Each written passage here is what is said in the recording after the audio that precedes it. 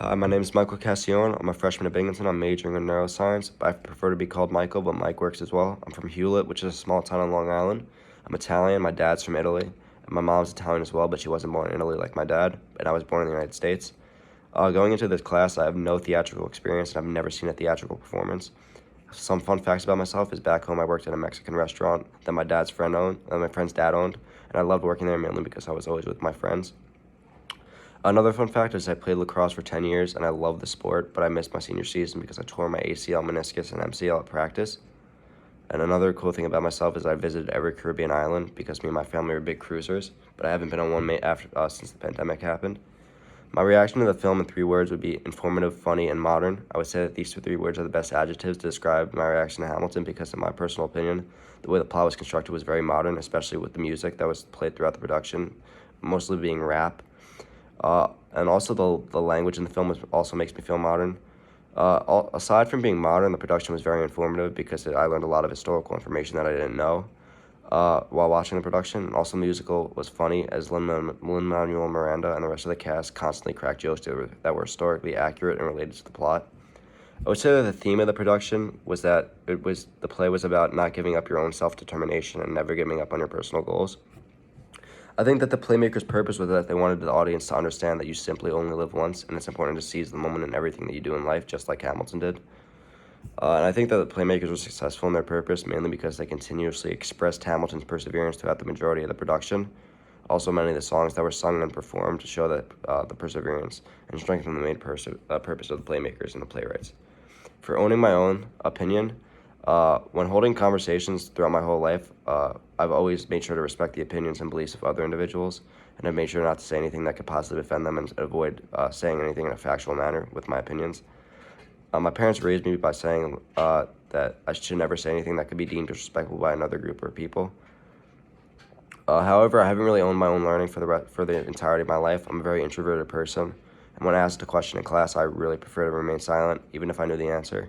And I'm going to try and listen to Professor Elliott and try to be more active in the class discussions, be more confident in myself. For owning my own ensemble, I'm always respectful in the classroom to my fellow classmates and instructors, and I never really ask them questions. But I always make sure to hear their own opinions when engaging in class one-on-one discussions. I'm gonna make sure to do this in the constant chats that we have during class. The whole owning my own ideology has taught me that all individuals, including myself, should have the ability to break out of their shell and become more active in the classroom and in life in general. And the owning my own ideology taught me that I should respect other individuals, but also be confident and free when expressing my voice. Well, one specific statistic that really stood out to me in the 5 areas that Professor Elliott discussed was the 61.5% of actors in New York City were white. This shocked me and made me upset, and it showed that even though that we live in 2022, there's still injustice in the theater industry and for all the other races except whites.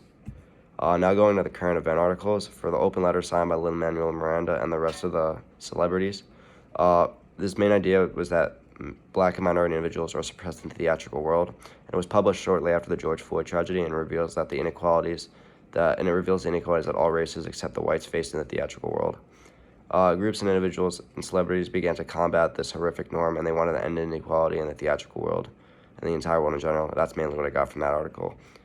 For the We See You White American Theater, that was mainly a statement from millions of BIPOC individuals, and it basically said that they stated they were completely neglected and stereotyped, and that the Black individuals and other individuals of color were characterized solely on their race, and they were only defended when they were in the light of the press, and they were oppressed behind the scenes. And these individuals basically see all the overall injustice and racist oppressive sentiments, and this was mainly a statement to expose, sort of.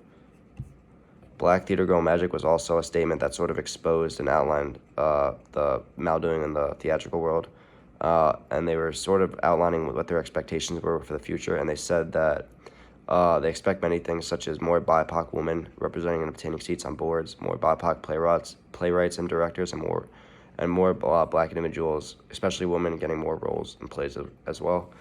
For the Casting After Colorblindness Hamilton article, the main idea of this specific current event article is that there was conflict when there was a statement released that the creators of Hamilton were encouraging non-white individuals to apply and try out for lead roles in their production.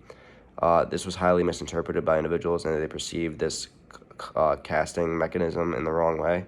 And it also touched on the point and the idea of colorblind casting. Why Hamilton is not the revolution you think it is. This article talked about how worldly issues of feminism and racism and immigration relate to the mega musical Hamilton. It's a critique of the musical, and the author outlined what the musical did good and what the musical did poorly in relation to these specific issues. For the Why Gen Z Turned on Lin-Manuel Miranda article, this specific article talks about like you're wrong about treatment and Lin-Manuel Miranda, and it showed how teenagers were mocking Lin-Manuel Miranda on TikTok and other platforms for his lip bite, reading pornographic passages, and much more.